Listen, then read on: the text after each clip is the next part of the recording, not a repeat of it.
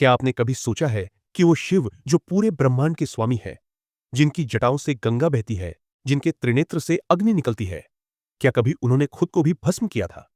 यह सवाल जितना चौंकाने वाला है, उसका उत्तर उतना ही गूढ़ और भावनात्मक है, क्योंकि ये सिर्फ विनाश की कथा नहीं, ये उस प्रेम की महाकथा है जिसने स्वयं महादेव को भी तोड़ दिया। ये शुरुआत होती है सती से। सती, शक्ति का पहला रूप, शिव की अर्धांगिनी, और ऐसा प्रेम जो पूरे अस्तित्व को समर्पित कर दे। सती के पिता दक्ष एक घमंडी राजा, जिन्हें शिव का औघड़ रूप कभी पसंद नहीं आया। वे शिव को योगी, अघोरी और समाज से परे समझते थे, और यही कारण था कि उन्होंने एक भव्य यज्ञ आयोजित किया, लेकिन जानबूझकर शिव को आमंत्रित नहीं किया। सती ने जब यह सुना तो उन्होंने सोचा, मैं बेटी हूं, बिना बुलाए भी यज्ञ में जा सकती हूं। लेकिन जो वहां हुआ, उसने सती के मन को भस्म कर दिया। न कोई आदर, न कोई प्रेम, बल्कि उनके स्वामी शिव का घोर अपमान। और एक क्षण में सती ने अपने आप को यज्ञ की अग्नि में समर्पित कर दिया। जब कैलाश पर ध्यानमग्न शिव को यह ज्ञात हुआ, वो शिव जो ब्रह्मांड की गति को एक नजर से थमा सकते हैं, वे उस क्षण टूट गए।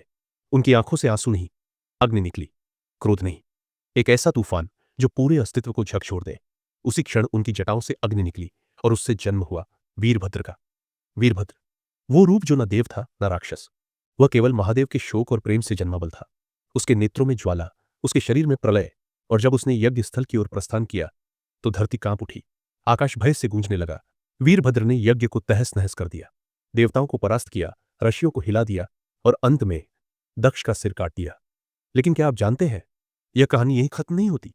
यज्ञ के विनाश के बाद स्वयं शिव वहां पहुंचे। वे सती की भस्म देखकर मौन हो गए।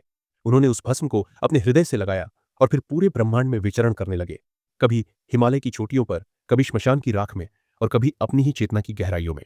शिव जो नृत्य से सृष्टि की रचना करते हैं, उस दिन वे मौन थे, और उसी मौन में उन्होंने एक क्षण ऐसा भी जिया जब उन्होंने स्वयं को भी भस्म कर दिया।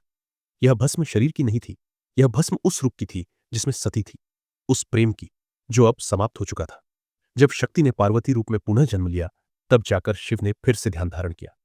लेकिन वीरभद्र तब तक उनके साथ ही रहे, क्योंकि वे केवल एक कण नहीं, बल्कि उस प्रेम और शोक की प्रतिमूर्ति थे जिसने महादेव को एक बार थमा दिया था।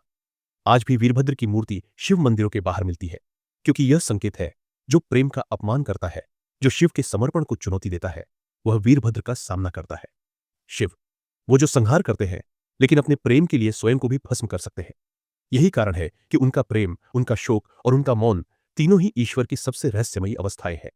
तो जब अगली बार आप हर हर महादेव बोले, तो ये याद रखें, वो केवल संहारक नहीं, वो सबसे महान प्रेमी भी है।